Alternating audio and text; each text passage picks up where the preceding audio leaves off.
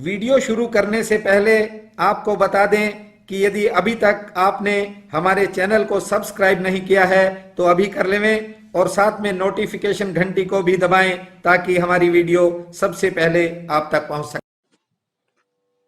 बंधुओं, परमात्मा की प्रकृति में ऐसी सुंदर सुंदर चीजें हैं जिन्हें देखकर आदमी का मन बहुत खिल सकता है, लेकिन इंसान कहां देखता है, किस नजर से देखता है और देखने के बाद क्या सोचता है। इसी कारण मन में तरह तरह की उदासियां आती हैं। कहने का तात्पर्य ये है कि उस करुणा निधान भगवान ने आपके चारों तरफ बहुत ही प्रीतिकर और सुंदर माहौल बनाया है। बस देखने की जरूरत है और देखने वाली आंख का खुलना भी जरूरी है। मजबूरी के जोड़े अनगिन और इच्छाओं के बंधनवार, रातें घुल जाती आंखों में, दिन उड़ जाते पंख पसार, बाहर बाहर मुस्काने हैं, भीतर भीतर हाहाकार। बस जो हंसी भी है तो वह लोक दिखावा है, कहीं दूसरा भीतर की पीड़ा को न समझ जाए। इसलिए ज्यादातर लोग झूठी मुस्कान बिखेरते हैं। लेकिन मैं चाहता हूं कि आपके भीतर से खुशियां हों, आपका भीतर ही हरा भरा रहे। इसीलिए निज धर्म के सूत्र आपको सुनाता हूं। बंधुओं, दुकानें बाहर हैं, कारोबार बाहर है, व्यापार बाहर है, लेकिन मंदिर तो भीतर होना चाहिए। मंदिर तो भीतर का ही हो सकता है, लेकिन भीतर के मंदिर को चुनने में, उसे बनाने में आपको खुद बुनियाद बनना पड़ेगा। आप ही दबोगे, बुनियाद के पत्थर बनोगे। यदि पत्थर बनोगे तभी तो भीतर का मंदिर उठेगा। कहने का तात्पर्य, तुम मिटोगे तो परमात्मा की उपलब्धि हो सकती है। सत्संग के बिना, याद रखना, श्रद्धा जागती नहीं है और गुरु के बिना भरोसा नहीं आ सकता। यदि आप हिम्मत जुटा सकते हो कि मैं अपने आप को मिटाऊं और परमात्मा को पाऊं, जब इतनी हिम्मत आपके भीतर आ गई, उसी दिन परमात्मा आपके भीतर आकर बैठ जाएगा। आज एक भाई का फोन आया, कहने लगा कि न जाने क्यों मुझे मौत से बड़ा डर लगता है। मैं अक्सर मृत्यु की बातें सोचकर भयभीत हो जाता हूं। मैंने उससे पूछा कि काम क्या करते हो? उसने कहा काम की कोई कमी नहीं है, फैक्ट्री भी है और कुछ अन्य कारोबार भी हैं। फिर मैंने कहा कि इतना डर किस बात का? उसने कहा ये तो मैं नहीं जानता, इसीलिए आपको फोन किया है। मैंने उससे कहा कि आदमी सारे जीवन में जिसे इकट्ठा करता है, एक दिन वह बिखर जाता है। ये डर जो है मृत्यु का, ये बिखरने का डर है। आज आपको बता दूं, इस सूत्र को आप समझ गए तो ये समझना मृत्यु से कभी आप भयभीत नहीं होंगे। बंधुओं, इंसान मौत से क्यों डरेगा? मौत कोई भयानक चीज है, भयावनी है? और किसी ने कभी मौत को देखा है क्या जो भय हो उसका?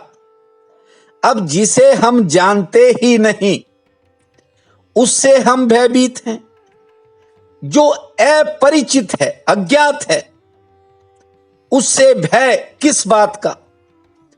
कौन कह सकता है कि वह जीवन से बेहतर नहीं होगी?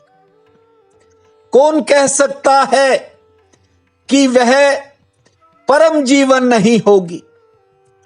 कौन कह सकता है कि वह नए जीवन की शुरुआत नहीं होगी? बंधुओं, मौत से लोग इसलिए डरते हैं कि ये जो भीतर अहंकार पाल रखा है और इस अहंकार के कारण चारों तरफ जो ये आपने व्यवस्था कर ली है, ये जो रिश्ते नातों का ताना बाना बुन लिया है, और ये जो बड़े से बड़े भवन और ये धन, ये सब इंसान के अंदर डर पैदा करते हैं। ये नहीं कि संसारी आदमी, त्यागी और सन्यासी भी इसीलिए डरते हैं, क्योंकि वे भी बड़े बड़े मठ, बड़े बड़े भवन तैयार कर रहे हैं।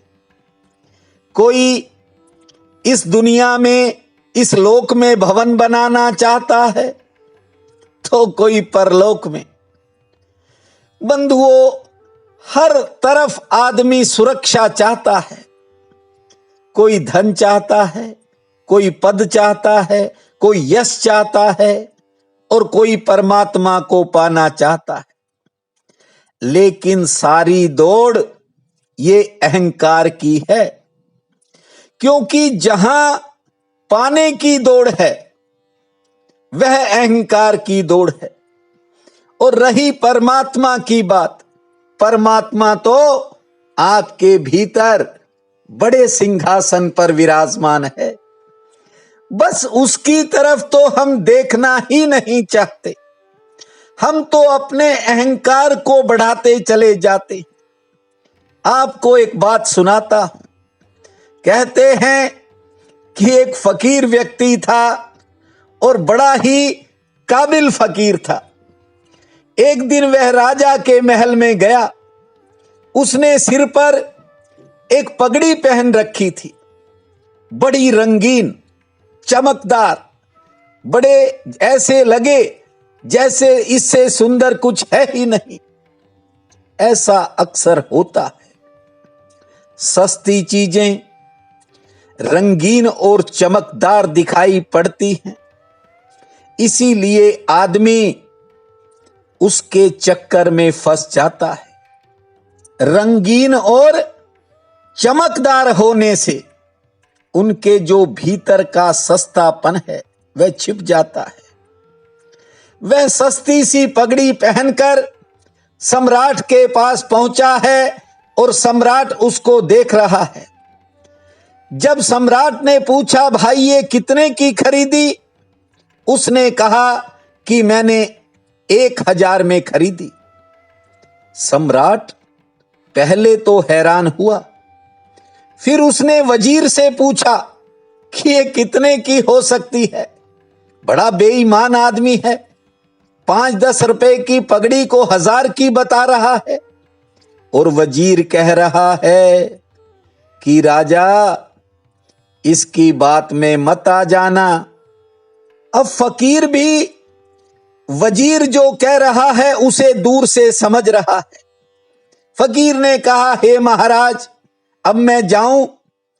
मैंने यह पगड़ी खरीदी थी 1000 रुपए में, और मुझे कहा गया था कि इस जमीन पर एक ऐसा राजा, एक ऐसा महाराजा, एक ऐसा सम्राट होगा जो इसे 2000 में खरीद लेगा। लेकिन लगता है मैं गलत दरबार में आ गया और यहां इस पगड़ी की कोई कदर नहीं है।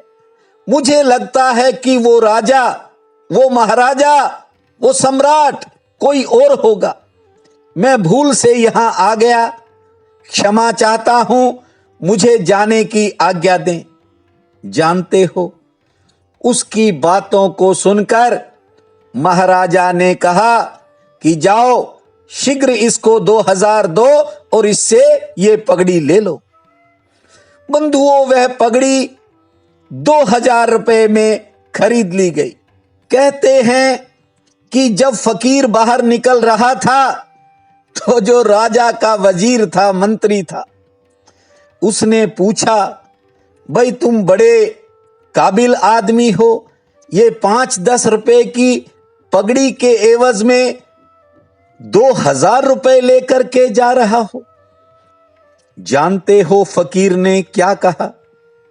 फकीर ने कहा कि हे वजीर, तुम्हें पगड़ियों के दाम पता है और मैं आदमी की कमजोरी जानता हूं।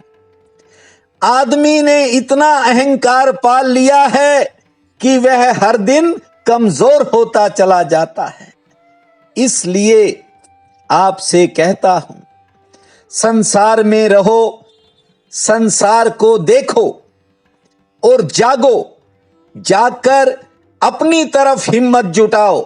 और जब आपने खुद की तरफ हिम्मत जुटा ली तो आप सफल हो जाओगे। बंधुओं, मैं प्रतिदिन आ जाऊंगा, लेकिन आज आपसे एक छोटा सा काम कह रहा हूं। ये जो वीडियो लगाती है वो एक छोटी सी बच्ची है, 8th क्लास में पढ़ती है। आप समझिए मेरी बात को। उसका एक चैनल है, शर्मा सिस्टर्स कोरियोग्राफी के नाम से है। आपसे आग्रह करता हूं कि उसके 950 सब्सक्राइबर बन गए हैं और आपसे ये प्रार्थना है कि आप अधिक से अधिक, चाहे मित्र से, परिवार में, चाहे किसी रिश्तेदार को कह करके, कल सुबह सूरज ढलना नहीं चाहिए और ये उसके सब्सक्राइबर अधिक से अधिक आने चाहिए। देखो, मैं कोई द्रोणाचार्य नहीं जो कोई अंगुली मांग रहा हूं। मैं तो कहता हूं कि आप उस अपनी अंगुली से केवल आस पड़ोस को भी सब्सक्राइबर के बटन पर टच करवा देना।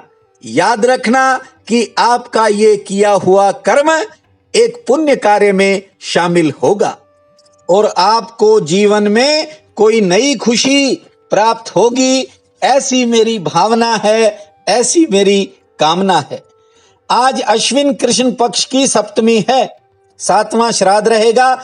उठते ही धरती मां को प्रणाम करना, 7 बार लंबी श्वास लेना और 105 बार ताली बजाना, 7 पौधों में जल देना, फिर खुले आसमान को देखना, बजरंग बली का नाम लेकर अपने कामों की शुरुआत करना, दोपहर से पहले बालाजी भगवान को मीठी रोटी का भोग लगाना, गौ माता को हरा चारा खिलाना, शाम के समय जोत जलाकर हनुमान चालीसा का पाठ करना, भूमा जय बजरंगी, भूमा जय बजरंगी, इस महामंत्र को जपना समय मंगलमय रहेगा।